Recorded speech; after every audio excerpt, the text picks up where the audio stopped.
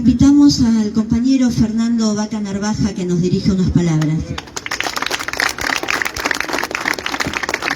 Gracias, compañeros y compañeras. Hace unos poquitos días llegamos de Trelew, el 50 aniversario, y hablando acá con los compañeros, con Daniel, lo que realmente nos impresionó en todos estos días que tuvimos, que para darles una idea, la jornada empezó el 4 de agosto y sigue todavía hasta la primera semana de julio. La cantidad de participación de jóvenes fue realmente impresionante, es decir, estamos hablando de un hecho de 50 años atrás. Y hoy vemos las nuevas generaciones, chicos y chicas de 16, 17 años, adolescentes, que fueron la mayoría de los actos celebratorios al tema de Trelew y de Rawson, de la fuga y de la posterior masacre. Y decíamos ahí cuál es el tema simbólico que tiene Trelew. La fuga de Rawson y la muerte de nuestros compañeros. Nosotros nos gusta decir los héroes de Trelew más que la masacre de Trelew. Y decíamos con Dani, nos gusta más que nos digan sobrevivientes, ¿no? Porque él es sobreviviente de estos hechos que estamos recordando acá. Yo soy sobreviviente de los hechos de Rawson. Es que somos militantes y fuimos parte de esas operaciones, de esos operativos de resistencia a las dictaduras militares. Y lo más importante que debemos destacar y rescatar de Trelew es la unidad. Imposible poder, como decía la compañera cuando venía recién, una fuga que parecía imposible, que parecía una locura, en una cárcel de máxima seguridad que fue reforzada con la gendarmería, la localidad de Trelew y de Rawson, fue reforzada la Policía Federal, fue reforzado el 5º Cuerpo de Ejército, la gendarmería y la Guardia Cárcel Armada, que en ese penal de Rawson había sido elegido como penal de máxima seguridad. Se demostró la vulnerabilidad de la dictadura militar. Lo que ellos consideraban que al mandarnos a la Patagonia nos aislaban políticamente y nos aislaban geográficamente. Bueno, no nos pudieron aislar políticamente porque la participación del pueblo de Rawson fue impresionante. Llegaban los abogados nuestros, los apoderados, se reunían con la juventud de Rawson. Era el lugar de la ciudad de la Argentina con mayor nivel de información de lo que pasaba en todo el país. Se socializó la información.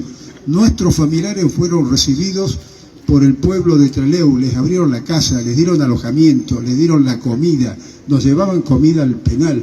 Entonces eso explica estos 50 años cuando nos encontramos con esa generación de jóvenes patagónicos, recordando y vivando esa consigna que realmente nos emocionó, que le decía acá a los compañeros, todos los guerrilleros son nuestros compañeros. Eso, cuando uno escucha eso en los pibes, dice, bueno, este país, esta lucha que se empezó hace muchos años, sigue vigente, como sigue vigente estos recuerdos que nosotros estamos planteando a nuestros queridos compañeros que cayeron acá en combate. Y se dio el mismo fenómeno. Cristina nos contaba el nivel de colaboración cuando son sorprendidos nuestros compañeros acá reunidos por parte del pueblo de la localidad de acá de Moreno. Bueno, lo mismo vivimos nosotros en Trelew y lo mismo nos pasó en la historia de militantes en todos estos años, en esos momentos difíciles. Y la unidad es lo que permitió la fuga de Rawson. Y ustedes dirán, hoy, ¿cómo se logró ese proceso de unidad? Y fue muy sencillo. Nos pusimos de acuerdo en los puntos que estábamos de acuerdo, que era la base, los cimientos, las columnas de un acuerdo de lucha revolucionaria en la Argentina. Pero también tuvimos la capacidad de ponernos de acuerdo en los temas que no estábamos de acuerdo y dejar que la realidad ingrese a esas verdades relativas de cada uno de nosotros y diga quién está más cerca de la realidad concreta, de la respuesta o de esa búsqueda de los criterios de verdad. ¿Eso qué hizo? Rompió el sectarismo, rompió el dogmatismo y, entre otras cosas importantes, pero menos importantes, permitió la fuga. El otro tema de la fuga fundamental fue el sentido colectivo. Imposible un plan de fuga como el que se planteó si no participaban 130 compañeros y compañeras. Y digo compañeras porque las compañeras también eran consideradas peligrosas, por eso fueron llevadas también a Rawson. El sentido colectivo es lo que permitió conformar. Ustedes imaginen que se hizo una evaluación interna de los compañeros que participaban del primer grupo, segundo grupo y tercer grupo para la fuga, porque no se podían ir los 200 compañeros, no había capacidad en el avión para incluir 200 compañeros. Entonces, hasta en eso hubo un criterio común de evaluación de los cuadros políticos para decir, bueno, un orden de prioridad. Fíjense en el nivel de responsabilidad, de conciencia y de convicción de estos compañeros que estaban hoy detenidos. Y participan además compañeros, aunque no se fugan, se lo nombró Agustín Tosco. Bueno, estaban los compañeros de la FOTE, Obreros Cañeros, estaban los compañeros de Cistrac Citran, una fábrica combativa en Córdoba, muy importante, había compañeros dirigentes estudiantiles presos, es decir, estaban las organizaciones armadas y no armadas, y participaron y conocían de ese plan de fuga.